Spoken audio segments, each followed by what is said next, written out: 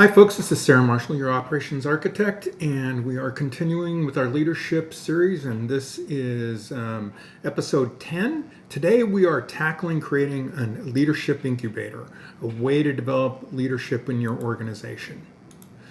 In this case, leadership faces substantial barriers to entry in terms of what needs to be done, how it needs to be done, what the culture is, and just how to be a leader in general. So we have to cover all of those things. And to do that, we're going to talk about the barriers of entry first and why they're there. We're going to frame up a case study that covers the legacy of the organization and the desired performance that we wanted to have out of the organization. We're going to discuss the drivers and organic leadership evolution. And finally, we're going to lay out the current state of where that organization ended up in its leadership and infrastructure. To do that, we needed to establish a large cadre of leaders instead of a small group of people that were doing the heavy lifting. I just want to warn you before we get into this discussion that it's going to go long. I call these 10-minute dispatches, and I try to cut them so that they are about that size. In this case, this one, there was no way to split it in half, so it's going to go somewhere in the neighborhood of 20 minutes.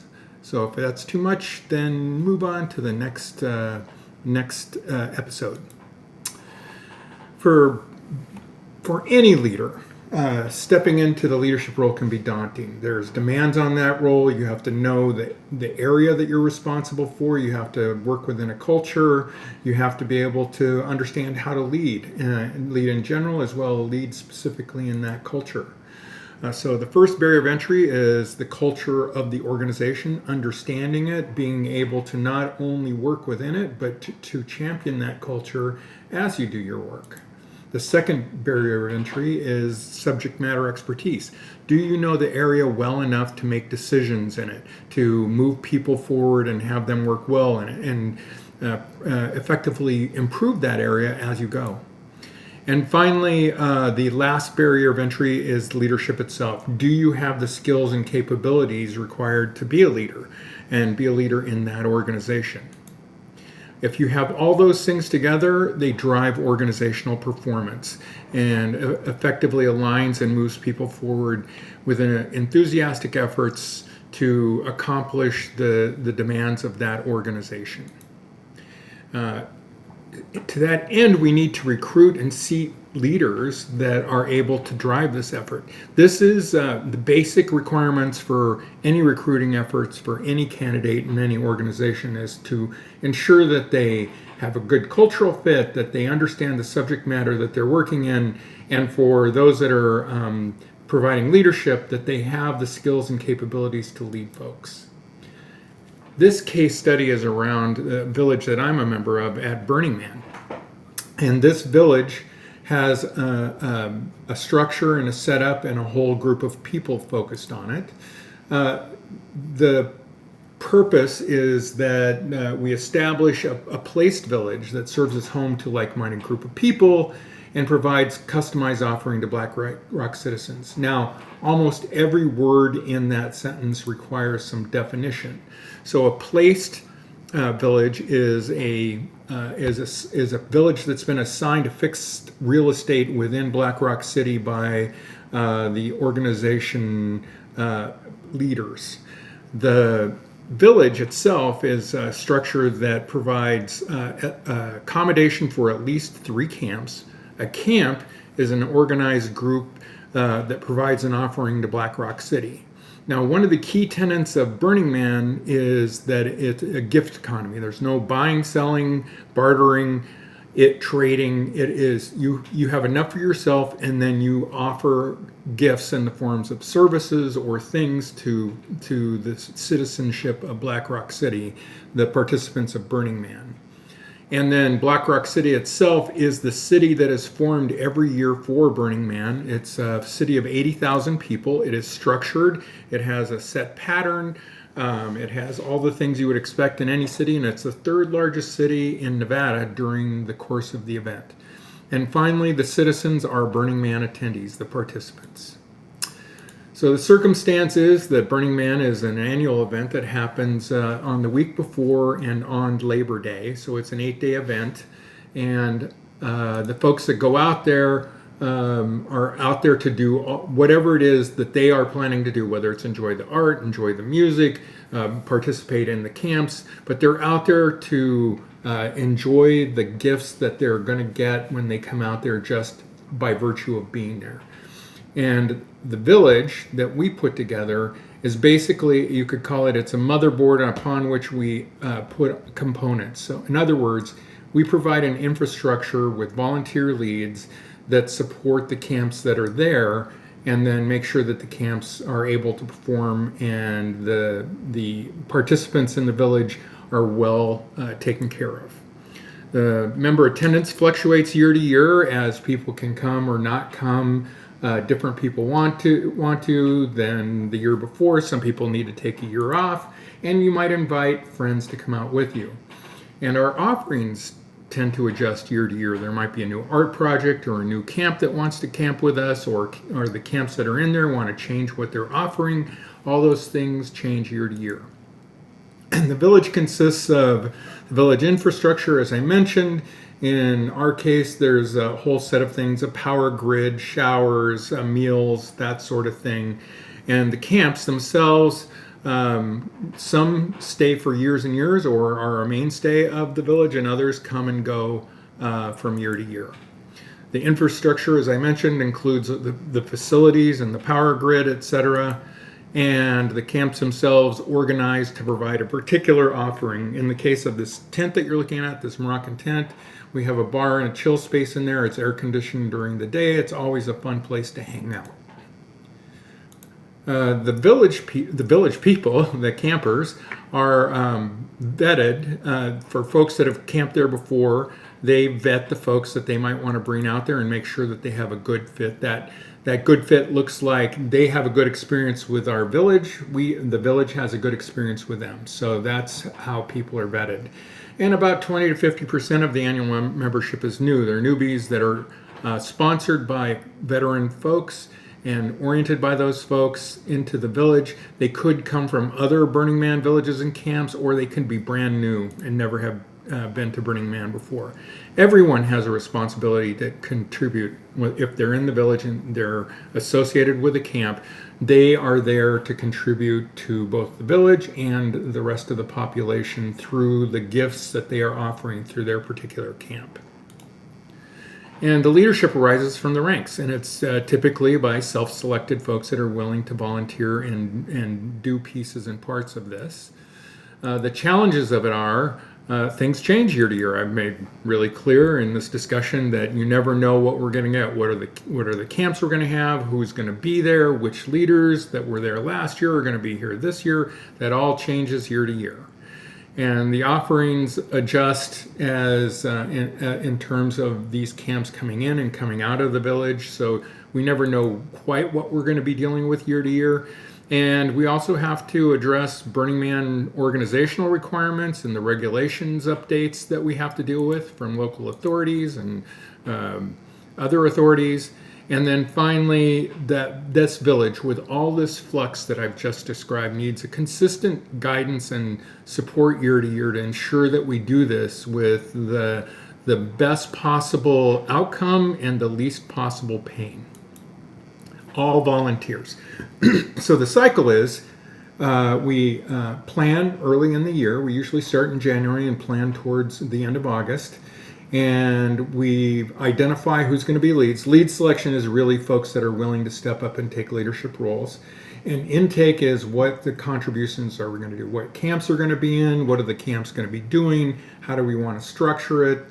What are our big ideas? And then we crystallize that into a contribution that we plan for and develop and prep for. And then we get out on the playa at Burning Man and build our camp, operate that camp for the year, and strike at the end of the event. Early days, and as we developed organically, It was typically one person that stepped up into the quote-unquote mayor position and then consulted other folks, but really drove the activities. So when the leader, the mayor, stepped down and somebody else stepped in, it was kind of reinventing the wheel. Leadership selection is, like I said, the ambitions of the volunteers, but it was usually a very narrow set of folks with new projects coming in and out. The intake, veterans could invite whoever they wanted. There was often cultural mismatches between the folks that were invited and the folks in the village, causing to a fair amount of headaches and unpleasantness. And often because folks weren't ready to contribute when they came out there, didn't understand the nature of what they needed to do, there was under-contribution from a lot of folks as well. We would crystallize things with whatever we were dealing with that year, but even the camps within the village would often be operating organically in isolation, and there was a lot of mismatches in communications. The build was done by selected volunteers. There was often miscommunications and disconnects on how that happened. A lot of folks would come out and not know how to do the things we needed to do to build. Then when we operate, we're often operating each kind of aspect of the village and the camps in isolation. Again, uneven performance between camps, and it just left kind of a bad taste in folks' mouths. Some feeling like they did too much, others felt like they didn't understand what they needed to be doing, and finally strike when everybody was tired and lots of folks had gone home. A few folks were stuck with taking care of taking everything down, putting it away, and it was a miserable, uneven, workloaded effort. The desired plan was to have it driven by a leadership cadre, so there was no one person that had all of it on their shoulders, that the village had clear guidance, and that there was shared duties in all of the aspects that we needed to deal with. The lead selection needed to come from experience and supported volunteer leads. We needed to lower the barriers of entry for leadership positions and ensure that there was no one failure point. The intake for veteran members, sponsors, became clear guidance that, as I said before, that the experience of the folks they were inviting was good with the village, and that the village had a good experience with the folks that were getting invited. So clearly only inviting people that would fit into our cultural norms. So that meant cultural conformance, which meant that we had to be clear up front what our values were and what our expectations were. That when we crystallize offerings, we wanted to ensure that we crystallized offerings that attracted the support of the members in the village. So with clear expectations of what performance for contribution would be, and integrating with those other offerings. In build, we wanted to make sure that we had folks that understood how to build or understood the expectations for how to build, and we had clear guidance for how to put up all the various pieces of infrastructure and get things moving. And during operations, we wanted to be clear that the folks that we brought in were clear about what expectations they had for contribution both to their camp, whatever their camp was offering, and to the village in terms of the various responsibilities within the camp. And then for strike, we wanted to make sure that the effort of the strike was minimized beforehand by the work that we did to get things set up for the strike, and that the storage for the equipment that we had and maintenance was covered by an inventory and clear understanding of what maintenance needed to be done. So how did we do that? Well, the drivers were originally to reduce and spread the workload from year to year. And then the next level was to ensure that we had a leadership group that could eliminate any points of failure that we had in previous instantiations. We also needed to make some really tough long-term decisions, so we needed to be able to structure to support that long-term decision making as well. So the actions we took were we reduced the barriers of entry by providing a lot of support and guidance around how to do leadership and how to support each area, and we'll get into how we did that in a minute. we broadened and formalized the leadership framework so that we could segregate the roles and make it clear what folks needed to do for the specific leadership arena that they took on. We institutionalized the culture and contribution expectations. And again, I'll talk about how we did that in a minute.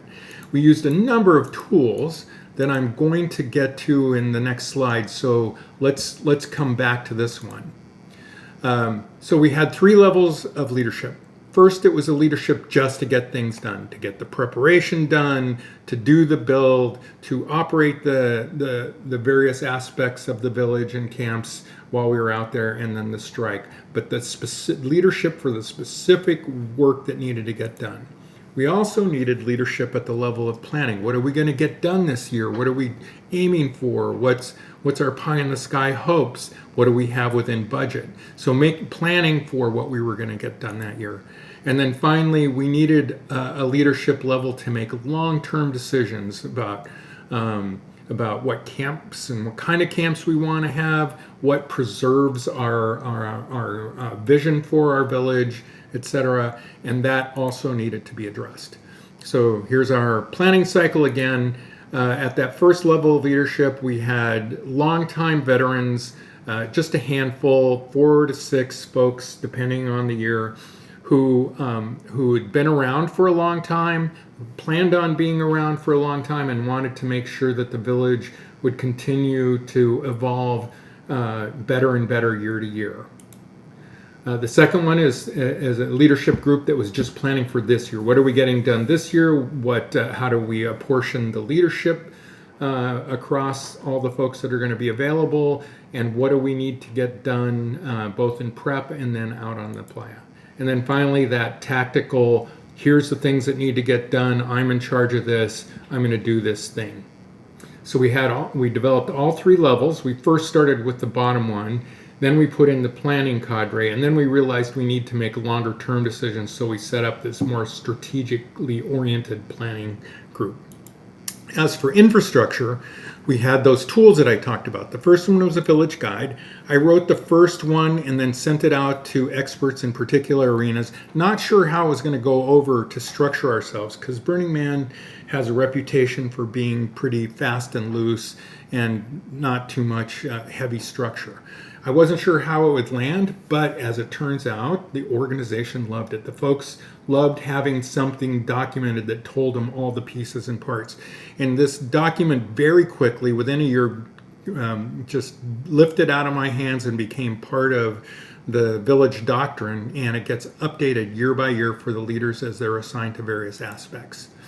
The budget both limits and projects what we're going to need in the way of funding and what we can get done with those funds year to year. A lot of it is in maintenance and taking care of the annual expenses, but some of it is towards what do we want to build next, what kinds of things do we want to seed and grow, but we use a formal budget to ensure that we do that. We also make that budget transparent to the participants so they know where we're spending their money, their dues. And finally, the front end, we had also an intake form. So a lot of times in these camps, the leaders of the camps wouldn't effectively prepare the folks they were inviting to participate in the village. So we built an intake form which introduced them to the village values, let them know what was going to be expected of them, took in their needs for, say, dietary restrictions or amount of area that they needed for their specific personal camp needs, what their roles are, and then captured their dues as well. So there's another heavy lift there. The village guide is a heavy lift. The intake form is a heavy lift for setting up and structuring our ability to lead. We also have a number of engineers in our village, and they built guides for erecting all the pieces and parts. And this made it really easy for new people to come in, take the guides, understand how to build things, and get it done very quickly. And then finally, when the event was all over, we sent out a retrospective survey to capture input. And in that input, we would find areas that we needed to work on or areas that people really liked, so we needed to do more of.